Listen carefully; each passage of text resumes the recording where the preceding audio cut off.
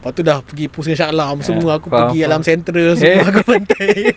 Semua pantai. Dia dah rasa hype lah kan. Dah rasa hype lah. Dah orang cakap dah ketagih lah. Ketagih habis lah. Kau sepanjang kau main motor ni kan, apa experience yang tak best lah? Experience tak best, aku pernah, of course lah, jatuh. Okay. Jatuh bodoh. Okay.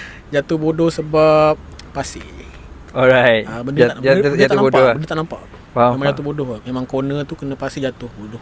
Memang tak boleh buat apa kan. Tak boleh buat apa. Ada yang hardcore sampai masuk hospital tak? Setakat ni aku tak pernah accident sampai hospitalised. Setakat ni just accident ringan-ringan. Faham. Just road rash macam tu je lah kot. Tak ada teruk sangat. Alhamdulillah lah. Alhamdulillah. Okay. Apa yang best main motor? Apa yang best main motor? Apa yang best main motor personally bagi aku is the sense of freedom. Freedom lah. The sense of freedom. Kau dekat luar tu, kau pecut. Bukan nak kata kau laju sampai membahayakan nyawa. Faham. Bukan.